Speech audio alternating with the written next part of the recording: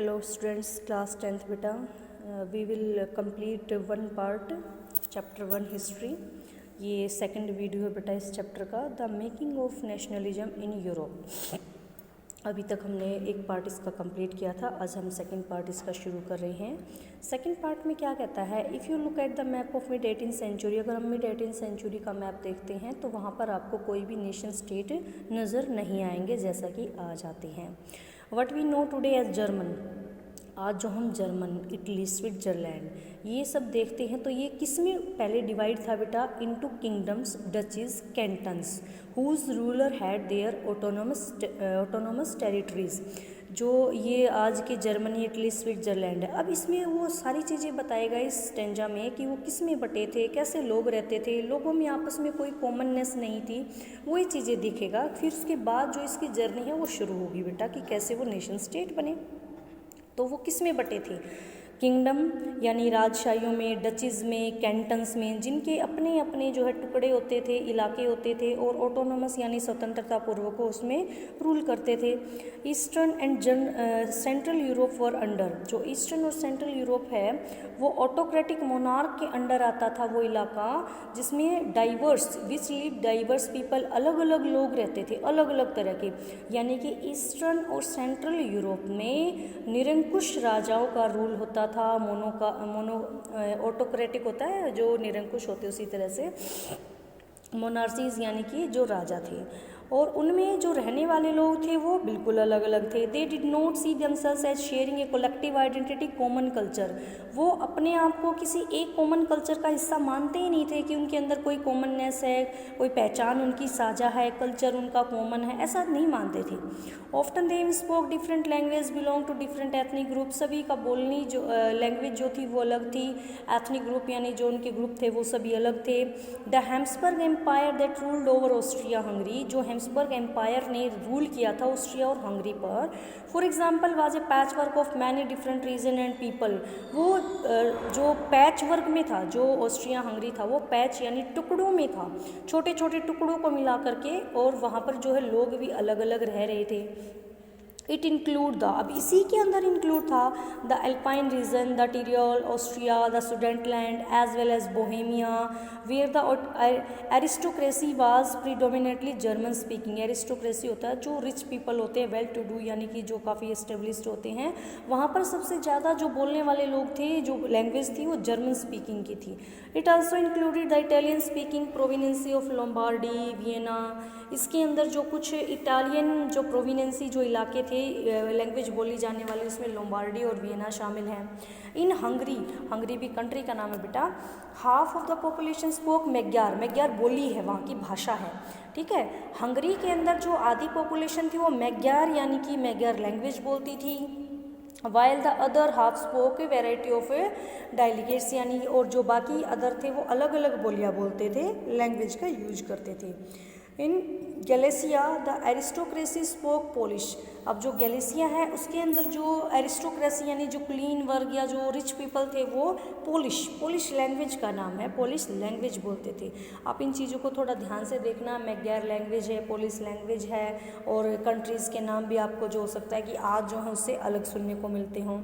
Beside this 3 dominant group, ये जो ऊपर हमने अभी 3 ग्रुप के बारे में बात की, There also lived within the boundaries of the empire a mass of subject peasant people, Bohemia, Slavs in the north, Slovenes in Carniol, Croats in the south, Romans in the east in Trans-Siberian। इनमें से ज़्यादातर जो लोग थे वो किसान थे, यानी जो काम करने वाले लोग जो क्या काम करते थे, किसान जो है सबसे ज़्यादा इसके अंदर आते थे। जैसे कि बोहेमिया, उसमें बोहेमिया और स्लोवाक, कार्निलोआ में स्लोवेंस, और जो अपना क्रोएट्स साउथ में था, और रोमांस जो है उसके अंदर रोमन है उसमें ट्रांसिल्वेनिया, ये सारे इसके इंक्लूड होते थे, शामिल होते थे। ये जो डिफरेंस था ये बहुत ज़्यादा डिफरेंस था, इजी नहीं था ये डिफरेंस। जो पॉलिटिकल यूनिटी है ये उसको बढ़ावा देने वाला नहीं था। पॉलिटिकल यूनिटी को कैसे बढ़ा सकता है, इतनी सारी उस सबकी अलग अलग, किसी के अंदर कोई भी कॉमन पहचान नहीं थी। The only tie binding these diverse group together was a common allegiance to the emperor. फिर भी जो इन लोगों को आपस में बांधे रखने वाला एक जो आपस में बांधने वाली चीज़ थी वो क्या थी, बाइंड करने वाला जो एक एलिमेंट था वो क्या था इनका, कि ये सभी जो है अपने सम्राट के राजा के प्रति जो है अपनी निष्ठा रखते थे, उसी के प्रति अपने आप को मानते थे कि जो कुछ है तो सम्राट ही है। तो how did nationalism and idea of nation state emerge, तो फिर ये कहाँ से आया कि राष्ट्रवाद होना चाहिए, नेशन स्टेट होने चाहिए। 2.1 अब ये देखते हैं बेटा, the aristocracy and the new middle class. Aristocracy का मतलब वहीं फिर से जो अपना कुलीन, जो धनी, जो पैसे वाले लोग होते हैं ना, उनके बारे में बताया है। Socially politically landed aristocracy was the dominant class of the continent. जो ये अपना कॉन्टिनेंट है, यूरोप की बात हम कर रहे हैं, वहाँ पर जो है जो एरिस्टोक्रेसी होता है वो सबसे ज़्यादा जो लैंड उसके ओनर होते हैं, यानी ज़मीनें उनके अंडर में होती हैं। The member of this class were united by a common way of life that cut across regional division. और जो इसके लोग होते हैं वो एक साझा जो उनका लाइफ स्टैंडर्ड होता है उनके अंदर जो बंधे होते हैं। तो उसके बाद they own state in the countryside and also town houses. उनकी जो कंट्री साइड, उनके पास जो प्रॉपर्टी है बेटा वो यानी गाँव के इलाकों में काफ़ी ज़मीन जायदाद के मालिक हैं। सिटीज़ में भी उनके पास बड़ी बड़ी हवेलियाँ होती थी, ज़मीनें होती थी। They spoke French for purpose of diplomacy and in high society. वो जो है अपने जो पॉलिटिकल काम होते हैं उनके लिए फ्रेंच लैंग्वेज का यूज करते थे। आपस में जब भी वो मिलते थे तो फ्रेंच लैंग्वेज का वो यूज करते थे। हम किसकी बात कर रहे हैं, जो एरिस्टोक्रेसी यानी कि जो अपना जो रिच पीपल है उनके बारे में बात कर रहे हैं। This powerful aristocracy was however numerically in A small group. हालांकि जो इनका जो नंबर था ना वो काफ़ी कम था, ये संख्या में काफ़ी कम होते थे। The majority of the population, अच्छा एक ये बीच में लाइन रह गई थी बेटा, their family were often connected by tie of marriage. जो आपस में इनकी फैमिली जुड़ी होती थी वो कौन से उसमें कनेक्टेड होती थी, मैरिज में, यानी कि आपस में ये जो शादी के बंधन में बंधे होते थे ये इनका कनेक्शन होता था। काफ़ी पावरफुल थे, इनका जो नंबर था वो काफ़ी कम था।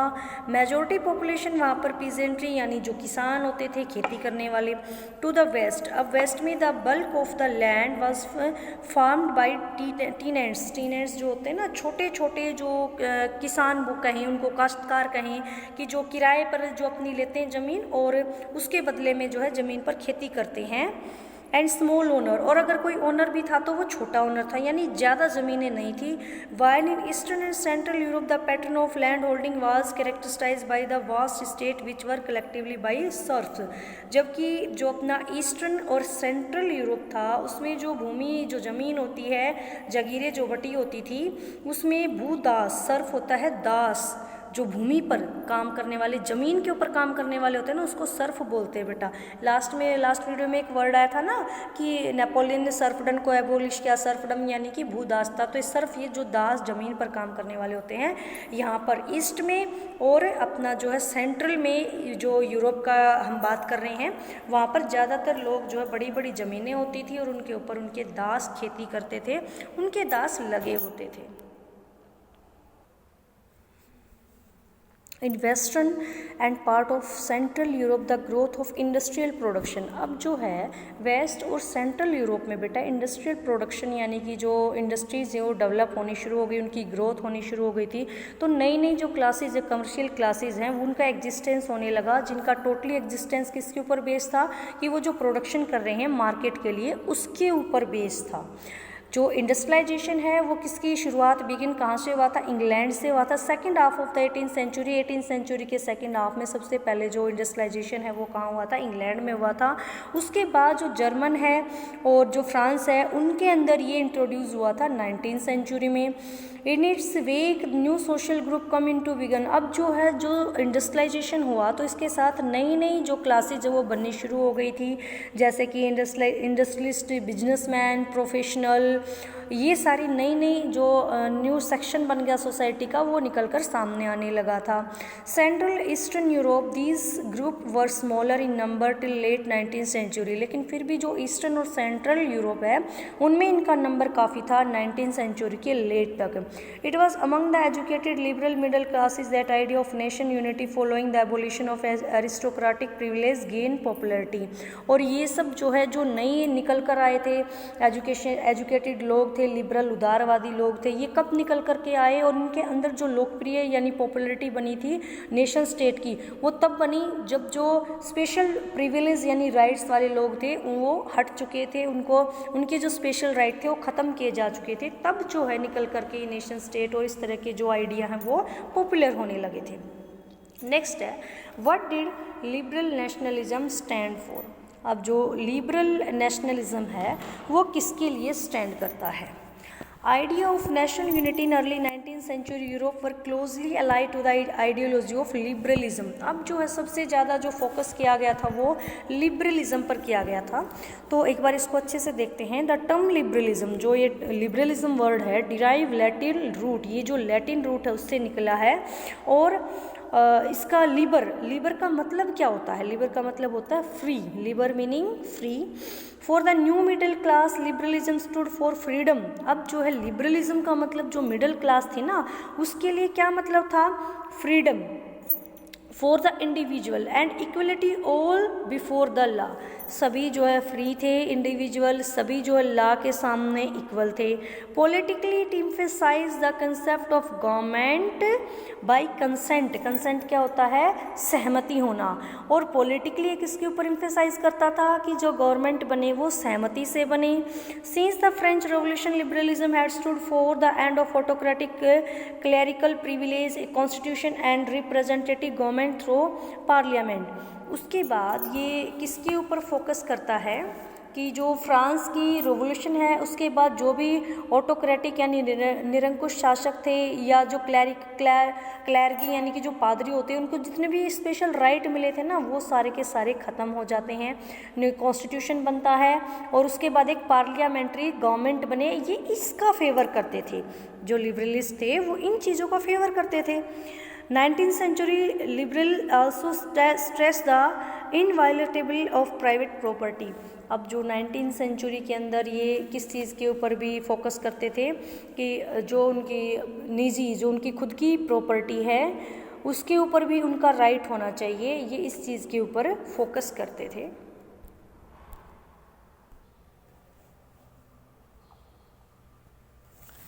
नेक्स्ट कहता है बेटा, yet equality before the law did not necessarily stand for universal suffrage. यहाँ पर जो इक्वलिटी का मतलब है ना कि कानून के सामने सभी बराबर है, लॉ के सामने, उसका मतलब ये बिल्कुल भी नहीं है कि सभी को यूनिवर्सल सरफ्रेज। यूनिवर्सल सरफ्रेज का मतलब होता है राइट टू वोट।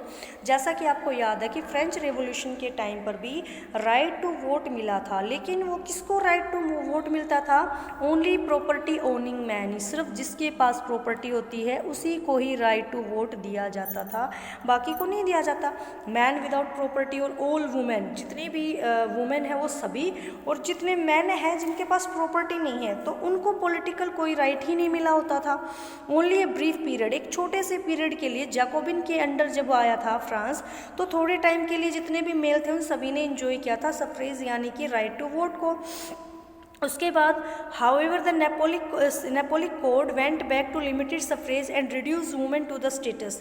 जैसे ही नेपोलियन सिविल कोड आया तो उसने इसको फिर से लिमिटेड कर दिया, और वुमेन को तो उसने क्या बोल दिया कि वो तो जो सब्जेक्ट है उनका, वो उनका स्टेटस क्या है, क्या स्टेटस बताया था वुमेन का कि स्टेटस टू ए माइनर, ऐसा स्टेटस है कि या तो वो अपने हस्बैंड के अंडर हैं या फिर वो अपने पिता के, यानी कि या तो अपने पति के अधीन है या अपने पिता के अधीन है। थ्रू आउट द, यानी उनके अंडर रहकर उनके ऊपर बेस्ड है वो, यानी उनके ऊपर आश्रित हैं, तो इसलिए उसने उसको क्या नहीं दिया? राइट टू वोट नहीं दिया था। Throughout the 19th and early 20th century women and non property man organise opposition movement demanding equal political right. पूरी जो 19th सेंचुरी और कुछ 20th सेंचुरी के पार्ट में भी अपोजिशंस यानी कि जिनको राइट टू वोट नहीं मिला था वो लगातार मूवमेंट करते रहते हैं अपने इक्वल राइट्स को लेकर। लास्ट ईयर 9th क्लास में भी हमने देखा था बेटा फ्रेंच रेवोल्यूशन में कि जो राइट टू वोट है वुमेन को तो काफ़ी लेट मिला था, नियर अबाउट 200 ईयर्स आफ्टर, यानी कि 1789 में उनका रेवोल्यूशन होता है, आपको याद होगा। तो करीब करीब 200 साल बाद उनको राइट टू वोट मिला, जिसमें कि वो कंटिन्यूस मूवमेंट करती रही थी, काफ़ी कई बार जेल भी गई थी और बहुत तरह की जो गवर्नमेंट ने उनके ऊपर रिस्ट्रिक्शन भी लगाई थी, तब जा कर के उनको राइट टू वोट मिला था काफ़ी स्ट्रगल के बाद। नेक्स्ट देखिए, in the economic sphere liberalism stood for the freedom of market. अब ये तो हमने पढ़ लिया कि पॉलिटिकली हम किसके ऊपर लिबरल के मतलब फोकस कर रहे थे, किसकी फ्रीडम हम चाह रहे थे। अब हम पढ़ते हैं इकोनॉमिकली लिबरलिज्म का मतलब क्या था, जो मार्केट में उसको मतलब क्या मानते हैं हम लिबरलिज्म का। Abolition of state impose restriction on the movement of goods and capital. जो स्टेट ने रिस्ट्रिक्शन लगा रखी हैं गुड्स की और उसकी आवाजाही पर, मूवमेंट पर कि कहाँ से यहाँ से नहीं जा सकते, जो भी मूवमेंट उनके रिस्ट्रिक्शन लगा रखी हैं गुड्स और कैपिटल्स पर, तो उसको ख़त्म कर दिया। During 19th century this was a strong demand of the emerging middle class. Let us take the example of the German speaking region in the first half of the 19th century. 19th century के first half में जो एक example लेते हैं, क्या है देखिए, Napoleon administrative measures had created out of countless small principalities confederation of 39 state. जो नेपोलियन है उसने छोटे छोटे जो इलाके थे उनको मिलाकर के कन्फेडरेशन बनाया बेटा, एक महासंघ बनाया जिसमें 39 स्टेट्स को उसने शामिल किया और each of them possess its own currency and weight and measure. अब जो है ना इन सभी की अपनी अपनी करेंसी और मेजरमेंट की अपनी अपनी मेजरमेंट के तरीके होते थे। A merchant travelling in 1833 from Hamburg to Nuremberg. अगर कोई कहता है कि 1833 में हैम्सबर्ग से न्यूरेमबर्ग जाकर अपना जो सामान है वो बेचना चाहता है, तो उसको जो है 11 कस्टम बैरियर, 11 बार उसको जो है कस्टम बैरियर यानी 11 बार उसको जो है शुल्क देना पड़ेगा, उसको टैक्स देना पड़ेगा, 11 बार उसको टैक्स देना पड़ेगा और एंड पे ए custom duty of about 5% each one of them. और 5% उसको जो है क्या है अपना एंट्री करते हुए कस्टम ड्यूटी देनी पड़ेगी। जो 11 तो उसको बैरियर क्रॉस करने हैं वहाँ पर भी देना है, 11 कस्टम बैरियर है और उसके बाद 5% उसको कस्टम ड्यूटी भी देनी है। उसके बाद duties were often levied according to the weight और मेजरमेंट ऑफ द गुड्स। और वो किसके ऊपर लगाई जाती थी कि जितना उसके पास सामान है, मेजरमेंट है, उसको करके लगाया जाता था। As each region had its own system of weights and measurement, this involved time consuming calculating। और सभी का अपना अपना मेजरमेंट का तरीका होता था, अलग अलग तरीका, यानी कि मेजरमेंट कम ज़्यादा होती रहती थी और जिसमें टाइम बहुत ज़्यादा लगता था, उसका जो हिसाब किताब लगाने में टाइम बहुत लग जाता था। द मेजर ऑफ क्लॉथ, अब ये कहता है कि फॉर एग्जाम्पल वाज द एले। एले जो है जो क्लॉथ को मेजर करने का एक मेजरमेंट था उनका, which in each region stood for a different length, और हर एक की लेंथ अलग अलग होती थी। एन एले of textile material boat in Frankfurt would get you 54.7 of the cloth. अब फॉर एग्जाम्पल कहता है कि एक कपड़ा आपने फ्रैंकफर्ट में ख़रीदा है तो 54.7 सेंटीमीटर मिलता। अगर आपने उसको मेज़ में लिया, सेम मतलब मेज़ में ही जगह का नाम है, तो 55.1 सेंटीमीटर हो गया। न्यूरेमबर्ग में आपने उसको लिया तो 65.6 सेंटीमीटर हो गया और वहीं फ्राइबर्ग में लिया तो 53.5 सेंटीमीटर। अब आप खुद देखिए कि कितनी सारी उसके अंदर जो है डिफरेंट चीज़ें थी कि मेज़रमेंट जो है एक ही चीज़ की, कपड़े की मेज़रमेंट बताई है इसने। बाकी भी चीज़ों में ऐसा ही था कि एक जगह गए तो सेम चीज़ जो है किसी ने ज़्यादा उसको मेज़र किया, किसी ने कम उसको मेज़र किया और हर एक कोई कस्टम लगाता, ड्यूटी लगाता अपनी मेज़रमेंट के अकॉर्डिंग, तो इसमें बड़ा टाइम कंज्यूमिंग, बहुत टाइम लगता था। नेक्स्ट कहता है such condition were viewed as obstacle to economic exchange and growth by the new commercial classes. तो ये बहुत एक ऑब्स्टिकल यानी कि अगला कोई भी अगर जो बिजनेसमैन थे, ट्रेडर थे, उनके लिए एक बाधा के काम करता था, रुकावट का काम करता था। Who argued for the creation of United economic territory allowing the unhindered movement of goods people and capital. अब जो है लोग चाह रहे थे कि कुछ इस तरह का रूल बनाया जाए जिसमें कि ऐसे जो गुड्स लेकर जाते हैं, जो भी अपना ट्रेड करते हैं, उनमें बैरियर ना हो, रुकावट ना हो। इन 1834 तो इसके सॉल्यूशन के लिए कस्टम यूनियन, एक कस्टम यूनियन जोल्वेराइन, क्या उसका कस्टम यूनियन का नाम क्या था? जोल्वेराइन बनाया गया, was formed at the initiative of Prussia. जो स्टार्टिंग में तो जो है प्रशिया ने इसकी पहल की थी, and join by the German state. और ज़्यादातर जो हमने ऊपर पढ़ा ना कि जर्मन के 39 स्टेट्स थे, तो ज़्यादातर स्टेट्स ने इसको इसके अंदर शामिल हो गए, यानी उन्होंने भी इनको ज्वाइन कर लिया। स्टार्टिंग में जो है ये प्रशिया ने इसको इंट्रोड्यूस किया, बनाया। The union abolished tariff barrier, इसने क्या ख़त्म किया? इस यूनियन ने जो टैरिफ बैरियर थे वो ख़त्म कर दिए। And reduce the number of currency from over 30 to 2। अब जो करेंसीज थी ना, पहले किसी को अगर ट्रेड करना था तो वो 30 टाइप की करेंसी अपने साथ लेकर चलता। अब जो करेंसी हैं वो कम होकर के कितनी हो गई बेटा? 2 ही तरह की करेंसी उसमें शामिल हो गई। इसके अलावा the creation of network of railway, अब जो है रेलवे का भी जो है क्या हो गया था कि रेलवे और भी बढ़ गई थी। अब मोबाइलिटी इसके अंदर जो है काफ़ी मूवमेंट होने लगे थे। स्पीड, मतलब जब भी हम ट्रेड करते हैं और हमें इस तरह की चीज़ें मिलती हैं तो उसमें अपने आप इंक्रीमेंट हो जाता है। हमारी जो इकोनॉमिक एक्टिविटी हैं वो स्पीड पकड़ लेती हैं अगर हमें ट्रांसपोर्टेशन अच्छा मिल जाता है। तो रेलवे भी इसी टाइम पर जो है इंट्रोड्यूस हो रहा था, उसमें जो है मूवमेंट उसको आगे बढ़ाया जा रहा था। A wave of economic nationalism strengthen the wider national sentiment growing at the time. और इसी तरह से जो एक नेशनलिज्म की लहर थी वो भी काफ़ी मजबूत होकर के सामने आई थी जब भी ये चेंज किए गए। कौन से चेंज किए गए? जो इकोनॉमिकली चेंज किए गए। तो एक क्वेश्चन आपको ये जोल्वेराइन वाला मिल जाएगा, कहाँ से स्टार्ट हुआ था, क्या क्या इसके फीचर्स थे। नेक्स्ट क्या कहता है?